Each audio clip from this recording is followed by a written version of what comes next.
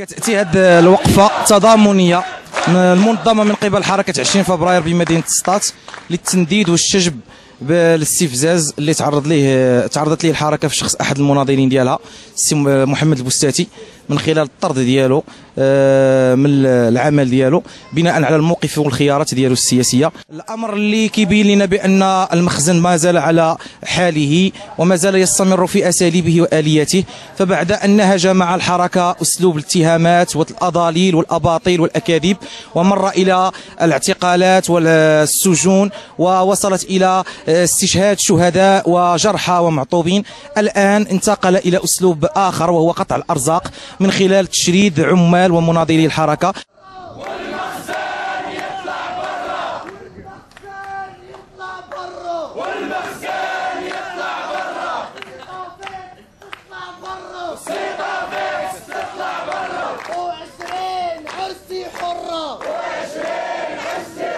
هذا صوت الجماهير، هذا صوت الجماهير، والتغيير التغيير التغيير، هذا صوت الجماهير، هذا صوت الجماهير. ولكن اللي عرفنا الاسباب الكامنه من وراء هذا الطرد فهو اسباب لحركيه هذا الشاب داخل اطار حركه 20 فبراير وداخل الاطار الذي ينتمي اليه، وبالتالي فالحركه تستنكر بقوه هذا الطرد، وسوف تتخذ أشكال غير مسبوقة حتى استرجاع حقه. حكومات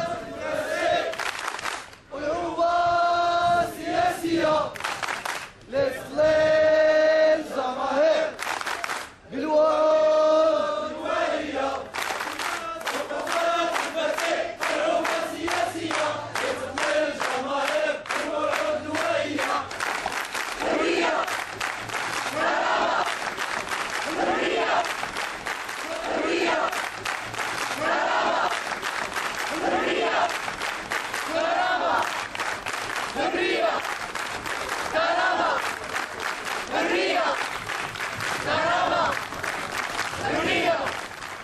اولا السلام عليكم.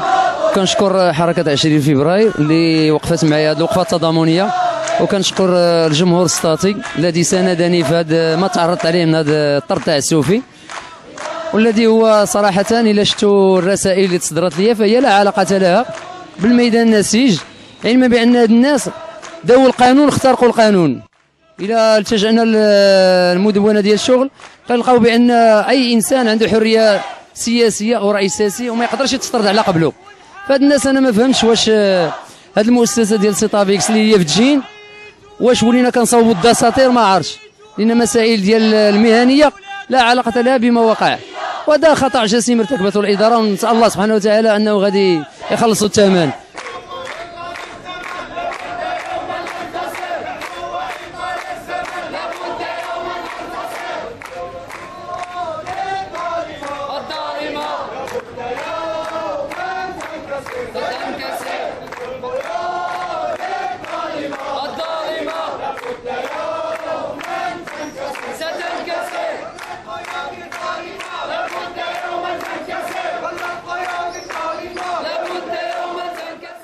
وإننا في حركة 20 فبراير نشير أن الوقفة لا تقتصر على الطابع التضامني فحسب، بل إن حضورنا اليوم هو تأكيد على مواصلة النضال ومؤازرة أخونا حتى استرجاع جميع حقوقه وتحميل المسؤولية كاملة للجهة المتعسفة.